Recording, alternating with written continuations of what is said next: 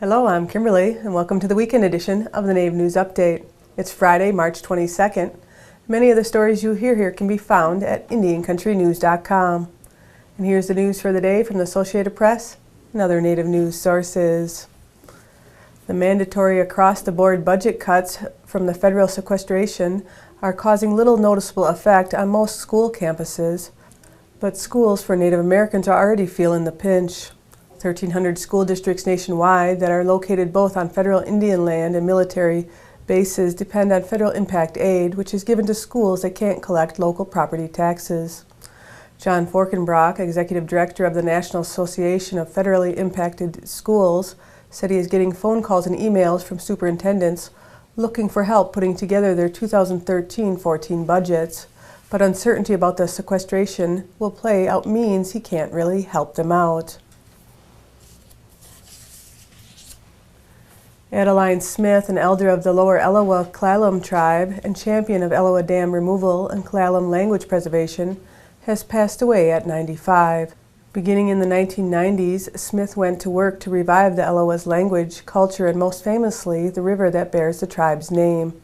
By the time Smith passed away on March 19th, she had helped the tribe publish its first written dictionary, trained 2 generations of Klallam language teachers, and bring down 2 dams on the Elwha River to restore the salmon runs.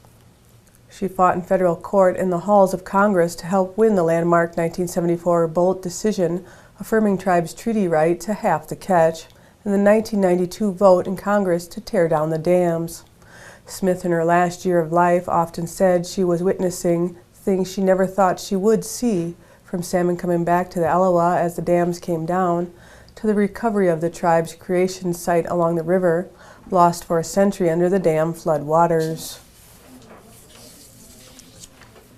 Kansas Secretary of State Kris Kobach, a prominent immigration headliner and one of the minds behind Arizona's SB 1070, appeared before the Kansas legislature March 20th to push a law that would disqualify undocumented immigrants from paying in-state student tuition rates at public universities.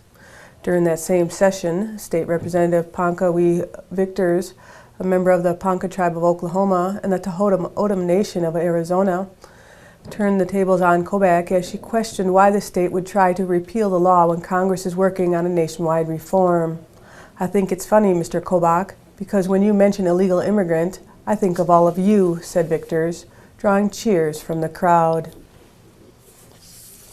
The 9 First Nations that make up the Matawa group in northern Ontario are moving ahead with their own environmental research about the impacts of mining. The massive Ring of Fire mineral deposit is in their traditional territory, and people want to know what changes mining will bring. "We want to get our people ready," David Paul, Achni Pinescom, Matawa Chief's Executive Officer, said at the grand opening of the Four Rivers Matawa Environmental Services Group office in Thunder Bay. Cliffs Natural Resources plans to truck up to 12,000 tons of ore each day out of its mine in the muskeg. There is concern about what the public calls muskeg, and maybe to them there's nothing in there, Ochni Pinescom said. But for us, our people of the muskeg, it is a place where they gather in the wintertime for food. In the springtime they go and harvest waterfowl. It's a place where they can get their medicines. To them it is a place where the caribou live for hundreds of thousands of years. So it's a place they want to protect. With little funding for environmental priorities, Matawa is finding creative ways to investigate and document concerns, like their community-based mapping program, which has won national recognition. During the Nooherooka 300, an official commemoration of the massacre that occurred 300 years ago in eastern North Carolina, a monument will be dedicated near Snow Hill on March 23rd. In a ceremony led by the chiefs of the Tuscarora Nation.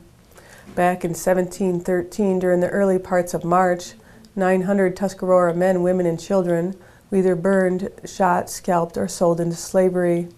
The monument will go up a few hundred yards from the fort's remains.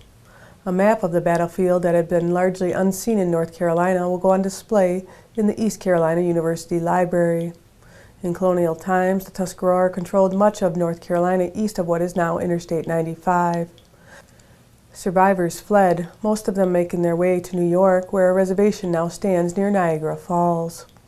After the war with the Tuscarora, North Carolina became a royal colony. Indian tribes no longer appeared on the maps of the state. Rather, they became the colony's official enemy, and under international law of the time, killing enemies of the state was legal and acceptable. For more information on the commemoration, you can check out Nooherooka.org. And that's another roundup of news from Indian Country on this edition of the Native News Update. I'd like to thank you for joining me, and have a grand day.